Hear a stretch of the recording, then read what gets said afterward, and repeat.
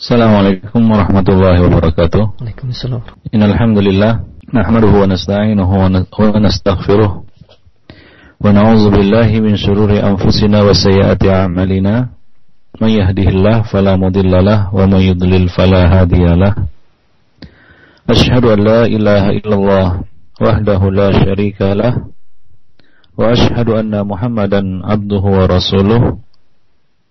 Ya ayyuhalladzina amanu ittaqullaha haqqa tuqatih wa la tamutunna illa wa antum muslimun.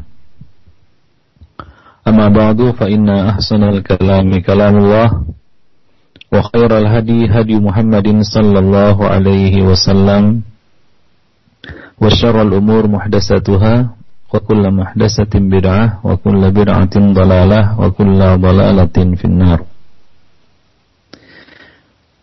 Para pendengar yang berbahagia, alhamdulillah pada pagi ini kita dapat bertemu kembali melalui saluran ini. Insyaallah kita masih dalam bahasan kitab ataupun masalah al-kabair, yaitu dosa-dosa besar, dan insyaallah pada pagi ini kita akan meneruskan al-kabiratu as-sadisatu wa thalathun, yaitu dosa besar yang ke-36.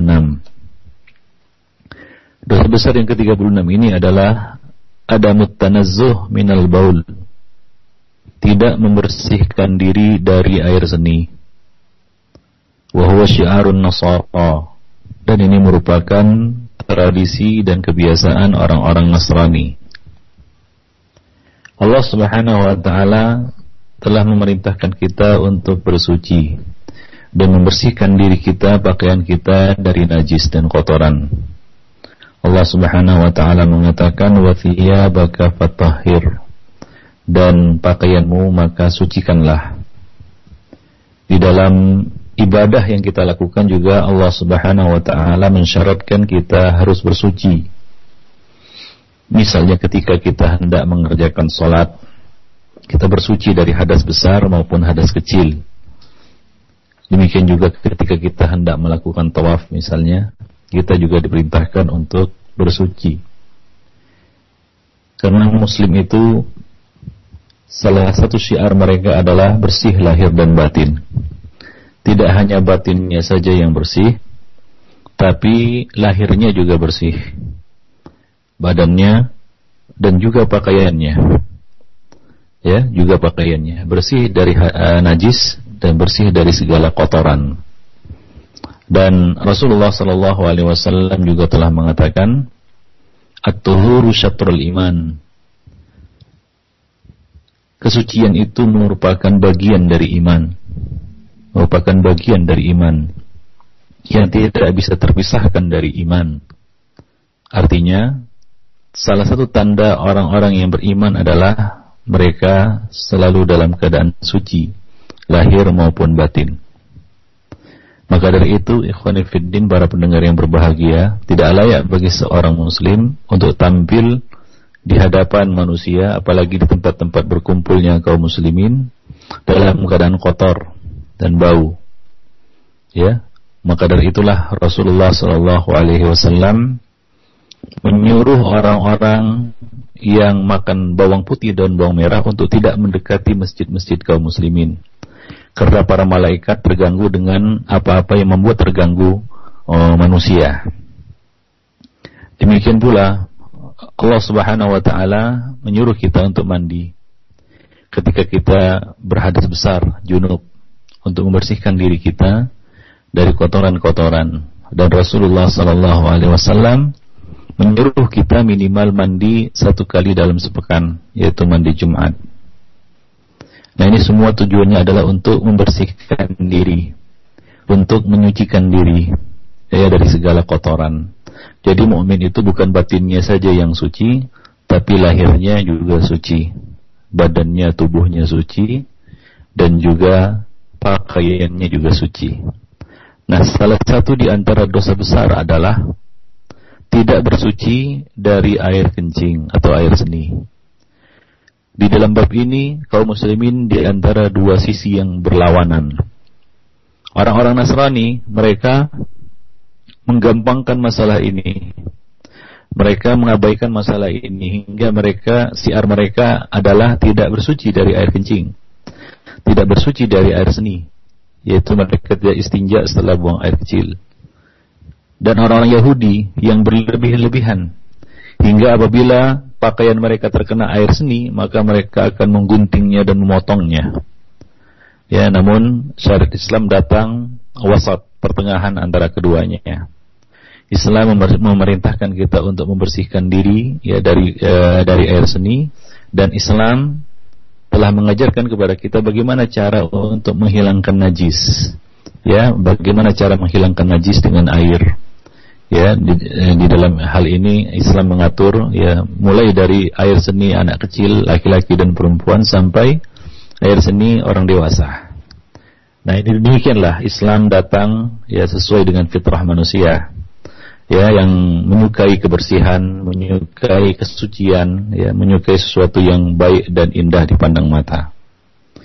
Ikhwan fillah, para pendengar yang berbahagia, banyak sekali dalil-dalil yang menjelaskan kepada kita tentang larangan ya perintah ya untuk bersuci ya dari dari air seni, dan juga ancaman bagi orang-orang yang mengabaikan hal ini. Di antaranya adalah satu hadis yang diriwayatkan dari Abdullah bin Abbas radhiyallahu anhuma yang mengatakan ya pada suatu hari Rasulullah sallallahu alaihi wasallam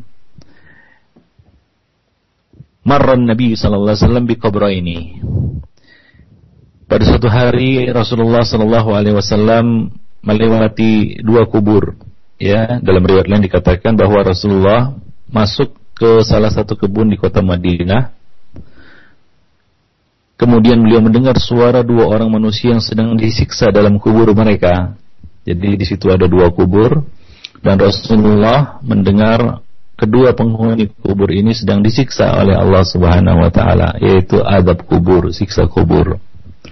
Dan ini merupakan dalil yang sharih dan jelas sekali bantahan terhadap kaum Mu'tazilah dan orang-orang yang mengikuti mereka yang mengingkari dan menafikan adanya siksa kubur. Dan tentunya di sini Allah Subhanahu wa taala memperdengarkan kepada nabinya, ya, memperdengarkan kepada nabinya ya siksa yang dialami oleh kedua orang ini, ya, sedang dijalani oleh kedua orang ini. Dan itu tidak bertentangan dengan ayat yang menafikan bahwasanya ya manusia bisa mendengar apa-apa yang ada terjadi di alam kubur, karena ini adalah dengan kuasa Allah Subhanahu wa taala. Allah Subhanahu wa taala memberikan kuasa kepada nabinya untuk mendengarkannya. Kemudian Rasulullah sallallahu alaihi wasallam berkata, zahirnya di sini kisah ini Nabi tidak sendirian ya. Nabi tidak sendirian di situ, atau bersama beliau ada beberapa orang sahabat. Beliau berkata, yu'adzabani, innahuma yu'adzabani, sesungguhnya keduanya sedang disiksa ya. Wa ma yu'adzabani fi kabir, dan keduanya tidaklah disiksa karena perkara yang besar, berat. Tsumma qala bala, Nabi mengatakan, ya, sebenarnya keduanya adalah perkara yang besar. Jadi keduanya menganggap ini adalah perkara kecil, ya. Mereka menganggap ini bukan perkara besar. Kemudian Nabi mengatakan, bala, ya, innahu lakabir, sesungguhnya keduanya adalah suatu perkara besar. Kana ahaduhuma, Nabi menjelaskan ya sebab keduanya mendapatkan azab kubur. Kana ahaduhuma la yastatiru min baulihi, adapun salah satu dari keduanya, kata Nabi, dia tidak melindungi dirinya dari air kencing. Tidak melindungi dirinya dari air kencing. Di dalam riwayat lain dikatakan la yastanzihu minal baul, dia tidak membersihkan dirinya dari air kencing. Ya, tidak membersihkan dirinya dari air seninya. Wa kana al-akhar yamshi bin namimah. Adapun yang satu lagi, dia berjalan ke sana kemari menyebarkan namimah, yaitu adu domba, yaitu orang-orang yang suka menyebarkan berita-berita untuk merusak hubungan di antara dua orang. Itulah definisi namimah yang dijelaskan oleh Nabi SAW dalam hadis yang lain. Ya, ara'aitum mal adhu tahukah kalian apa itu adoh, yaitu namimah? Kemudian Nabi menjelaskan kepada mereka, naqlul hadis min bainin nas liyufsidu bainahum, yaitu menukil berita-berita dari manusia ke manusia yang lainnya, atau dari orang ke orang, untuk merusak hubungan di antara mereka. Nah, ini disebut namimah, adu domba. Ya, thumma da'a bi jaridah fakasaraha kasratain. Kemudian Rasulullah sallallahu alaihi wasallam meminta pelepah korma, lalu beliau membelahnya dua bagian. Setelah itu beliau letakkan di atas kubur keduanya. Ya, fawadha'a ala kulli qabrin minhuma kisratan. Faqila lahu, ya Rasulullah, lima fa'alta hadza? Ada yang bertanya, wahai Rasulullah, mengapa engkau berbuat seperti itu? Maka Rasulullah menjawab, la'allahu ayyukhaffifa anhuma ma lam taibasa. Mudah-mudahan diringankan azab mereka berdua selama pelepah kurma ini belum mengering. Nah, syahid yang kita ambil dari hadis ini adalah bahwa salah satu dari keduanya, ya, penghuni kubur ini diazab, disiksa di dalam kuburnya, ya, disebabkan dia la yastatiru min baulihi, la yastanzihu min baulihi. Dia tidak membersihkan dirinya, dia tidak menjaga dirinya dari air seninya. Nah, di sini ada dua makna. Yang pertama, dia tidak menjaganya dari cipratannya. Maka dari itu di dalam buang hajat, membuang air, ya, buang air kecil, itu diperhatikan. Ya, hendaknya kita menjaga diri dari percikannya. Janganlah percikannya itu sampai mengenai tubuh kita ataupun pakaian kita, kemudian kita tidak membersihkannya. Ya, nah, dalam hal ini Islam membenarkan dua cara buang air kecil, jongkok ataupun berdiri. Keduanya boleh, dan keduanya pernah dilakukan oleh Nabi sallallahu alaihi wasallam. Syalbani menjelaskan, ya, bahwa di dalam silsilah hadis sahihah bahwa, ya, yang dipilih adalah yang paling selamat dari percikannya. Kalau yang paling selamat dari percikannya adalah jongkok, maka hendaklah dia melakukannya atau buang hajat atau buang air kecil, ya, dengan jongkok. Atau kalau yang lebih selamat dari percikannya adalah berdiri, dengan berdiri maka hendaklah dia berdiri.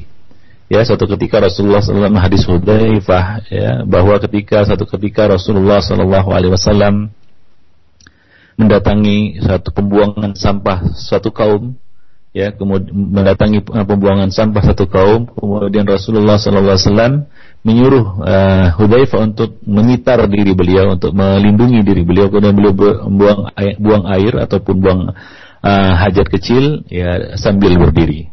Ya, karena itu lebih selamat, ya, waktu itu, ya, ketimbang beliau melakukannya sambil duduk. Nah, demikian ya khonifuddin, para pendengar yang berbahagia. Ya, jadi melihat, ya, cara apa ataupun posisi bagaimana yang paling selamat dari percikan air seni itu. Jadi kita harus menjaga diri kita dari percikan-percikannya, ya, karena percikan-percikan ini akan mengotori, ya, tubuh kita dan juga bisa mengotori pakaian kita. Jadi lihat cara yang paling aman dari percikan itu.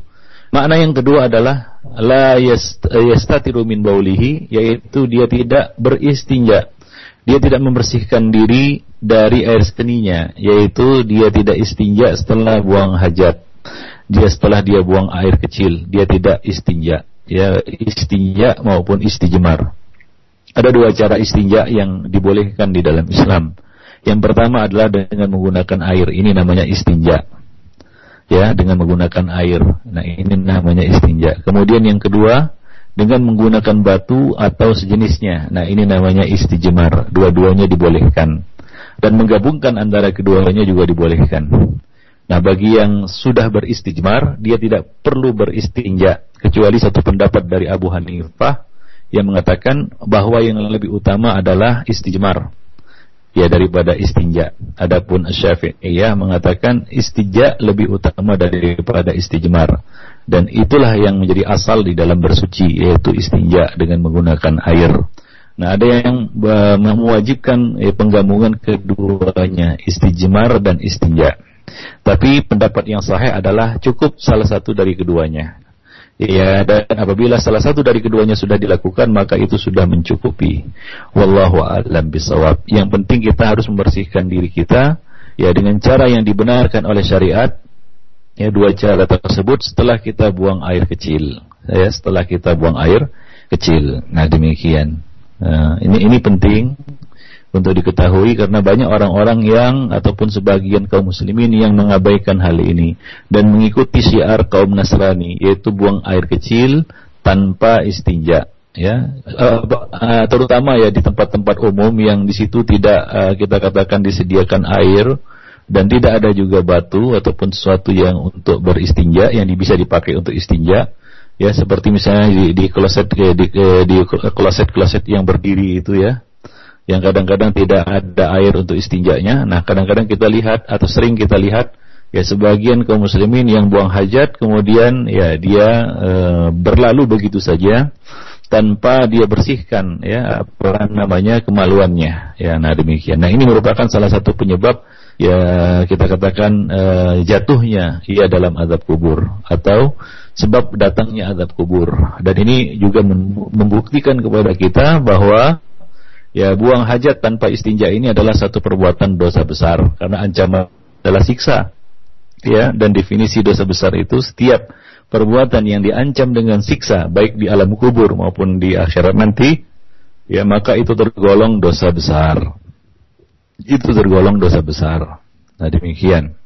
Diriwayatkan juga dari Abu Hurairah radhiyallahu anhu, ya, ia berkata Rasulullah sallallahu alaihi wasallam bersabda, "Aktsaru adzabil qabri minal baul." Ya, aktsaru adzabil qabri minal baul. Kebanyakan azab kubur itu disebabkan air kencing. Ya, kebanyakan azab kubur itu menimpa seseorang karena air seni, karena air kencing, karena air seni tidak dia bersihkan ya dari tubuhnya, ya dari pakaiannya, ya dari pakaiannya, dari tubuhnya dan dari pakaiannya.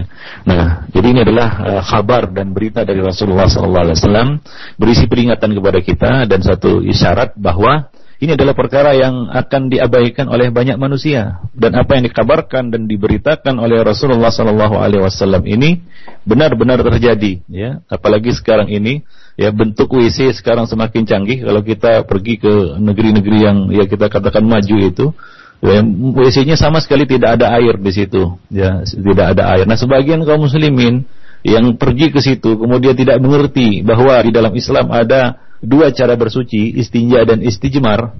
Ya, memang di situ ada disediakan kita katakan tisu dan sejenisnya. Ya, dia buang hajat di situ atau buang air kecil di situ tanpa ya dia bersihkan, ya tanpa dia bersihkan kemaluannya. Ya, karena bingung tidak ada air di situ, dia lihat kanan kiri tidak ada air, kemudian dia berlalu begitu saja. Dia berlalu begitu saja. Nah, ini adalah suatu perbuatan yang keliru, ya, dan perlu diketahui bahwa perbuatan seperti ini ya dapat memicu terjadinya azab kubur, ya. Nah, dapat memicu terjadinya azab kubur. Karena ikhwan fillah banyak sekali mudarat yang timbul di situ. Yang pertama tentunya ya ini dapat membahayakan dan merusak ibadah-ibadahnya yang lain, karena ya seperti salat 5 waktu yang kita kerjakan yang wajib kita lakukan, syaratnya adalah kita bersuci. Ya, suci dari najis, tempat maupun badan. Pakaian yang kita pakai harus suci, ya kemudian badan ya kita suci, ya kemudian tempat sholat juga harus suci. Nah, ketika kita mengabaikan hal ini, maka ini dapat merusak ibadah-ibadah tersebut. Itu satu. Yang kedua, ini dapat menimbulkan mudarat secara duniawi, yaitu kita akan mudah terserang penyakit kulit ataupun yang lainnya. Nah, penyakit kulit maupun yang lainnya. Jadi sangat banyak mudaratnya. Nah, dan sebagaimana kita ketahui bersama bahwa setiap perkara yang dilarang oleh syariat, ya pasti itu membawa mudarat apabila dilakukan. Pasti akan membawa mudarat apabila dilakukan. Nah, demikian. Maka Nabi mengingatkan kepada kita, aktsaru adzabil qabri minal baul. Kebanyakan azab kubur itu berpangkal dari air seni, ya, air seni yang tidak dibersihkan. Ikhwani fiddin, para pendengar yang berbahagia. Jadi hendaknya kita perhatikan hal ini. Ya, janganlah kita mengabaikannya seperti orang-orang Nasrani yang mengabaikan perkara ini, dan jangan pula seperti orang-orang Yahudi yang berlebih-lebihan, ya, sehingga mengoyak dan menggunting pakaian mereka untuk membersihkannya dari air seni. Diriwayatkan dari Abdurrahman bin Hasanah, ia berkata, Rasulullah sallallahu alaihi wasallam keluar menemui kami, sedang di tangan beliau terdapat sebuah daraqah. Lalu beliau meletakkannya, kemudian beliau buang air kecil di sebaliknya. Ya, kemudian beliau buang air kecil di sebaliknya. Daraqah itu adalah ya sejenis perisai yang terbuat dari kulit yang tidak terdapat padanya kayu ataupun ikatan, itu daraqah. Kemudian beliau buang air kecil di balik itu. Ya, sebagian orang berkata, coba lihat kepadanya, ia buang air kecil layaknya kaum wanita. Maka mendengar perkataan tersebut, beliau berkata, wahai hak, ma alimta ma asaba sahiba bani Israel, kanu idza asabahum syai'un minal baul qaradu bil maqarid, fanahahum fa'udhiba fi barrihi. Rasulullah sallallahu alaihi wasallam mengatakan, celakalah kalian. Tahukah kalian musibah yang menimpa salah seorang laki-laki dari kalangan Bani Israel? Tahukah kalian musibah yang menimpa salah seorang laki-laki dari kalangan Bani Israel? Dahulu Bani Israel harus memotong dengan gunting bagian yang terkena cipratan air kencing. Lalu laki-laki itu melarang mereka melakukan hal tersebut, maka laki-laki itu pun diadab dalam kuburnya. Ya, laki-laki pun diadab di dalam kuburnya. Nah, disebabkan dia tidak membersihkan dirinya dari air seni. Ikhwani fiddin, azani Allah wa iyyakum jami'an. Taib. Jadi ya, hadis-hadis tersebut menjelaskan kepada kita bahwa ini adalah suatu perkara dosa besar yang harus kita hindari, ya. Bahwa air kencing Bani Adam itu adalah najis, ya. Air seni Bani Adam adalah najis. Wajib kita menjauhi dan membersihkan diri darinya. Nah, kemudian tidak membersihkan diri dari air seni itu akan membuat pelakunya berhak mendapatkan azab kubur. Sementara Rasulullah sallallahu alaihi wasallam telah menyuruh kita untuk berlindung diri dari azab kubur, ya. Rasulullah sallallahu alaihi wasallam mengatakan, "Ista'idzu billahi min adzabil qabr." Berlindunglah kamu kepada Allah dari azab kubur. Nah, salah satu doa yang kita panjatkan sebelum kita mengakhiri salat adalah, "A'udzubika min adzabil qabr," dan aku berlindung kepadamu ya Allah dari azab kubur. Ya, kita bermohon kepada Allah, berlindung kepada Allah agar dihindari atau dihindarkan, dijauhkan dari azab kubur. Maka kita harus tahu sebab-sebab turunnya azab kubur. Ya, salah satunya adalah tidak bersuci ya dari buang air kecil. Ikhwani fiddin, azanillahu wa iyyakum jami'an. Mengenai sabda Nabi sallallahu alaihi wasallam tadi, innahuma